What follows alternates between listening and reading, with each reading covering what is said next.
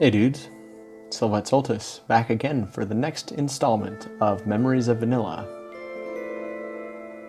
Last time, I took a break from Sylvite to talk a bit about my warrior, Ao Yamamotoko. And while it was fun to reminisce about her for a bit, I'd like to continue with Sylvite's journey a little bit for now. We've spent a long time in the jungle and the dungeons of Scarlet Monastery, so since I've finally caught up to getting my mount and whatnot, today we're going to head over to the desert wasteland of Tanaris. Before that though, remember to hit that subscribe button for updates when more content is released. I really appreciate all the support I've been getting so far, and I'm looking forward to making even more content once Classic is finally out. But for now, let's get on with the story.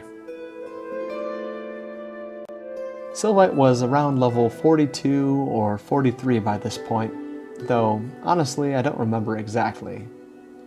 I know that around this time I was spending a lot of time on my warrior though, so it was probably a while after getting my mount.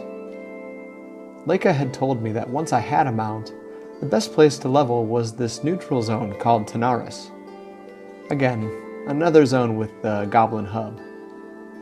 Man, I was already starting to get sick of those little green dudes, but I couldn't tell him that. He loved the goblins. Anyway, following his advice, I took the boat over to Theramore and made the long trek through the Dustwallow Marsh, down through the Barrens, and all the way through that winding valley of Thousand Needles.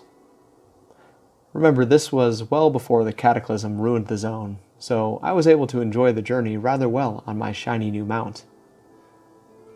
As I passed through the shimmering flats, Leica pointed out a small pass in the mountains, the entrance to the desert. Running up the path, I was greeted with the sight of the goblin town of Gadgetzan, as well as several flagged horde players standing just outside the entrance. Luckily, I was on a PvE server, so I was able to simply run into the town, ignoring their slash chickens and other taunts as I did so. By this point, I could tell that I was sold on this zone for one reason alone.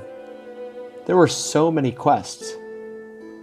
As I ran around the small town, I saw exclamation mark after exclamation mark, all quests that I could pick up and immediately begin doing to continue my leveling journey.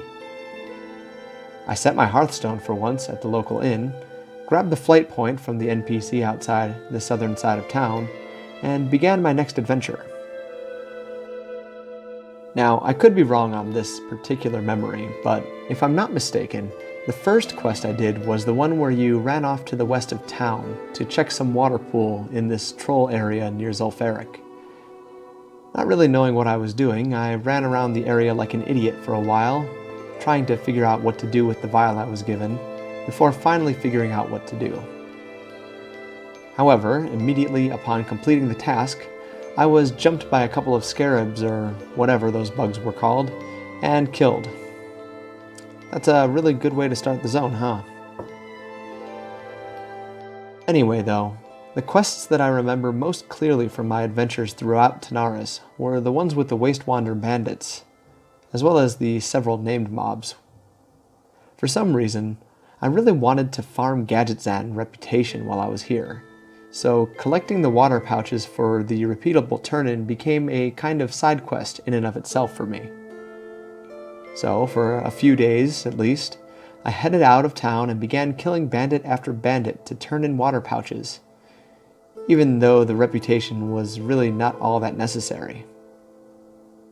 Eventually, Leica told me that it was basically a pointless endeavor, and that I'd get more reputation if and when I leveled in Winterspring. So I stopped. But for a while there, I had a blast slaughtering dudes out in the desert. I hope you enjoyed this very short story of my memories of original Tanaris. I know this particular installment is a bit less narrative than my other installments, and I think that stems from a general trend around this time of my adventure of me playing more with the goal of leveling faster to 60 rather than grouping with others or trying to achieve a big goal that I was close to reaching. Yeah, I know that killing bandits for reputation in the desert is anything but fast, but hey, I was still as noobtastic as ever. Either way though, that's it for this installment. If you enjoyed this story, remember to check back again later by subscribing and hitting that notifications button. Follow me on Facebook and Twitter, and check out my blog over on Blogspot. As a final note, I'd like to say thank you for everyone's support again.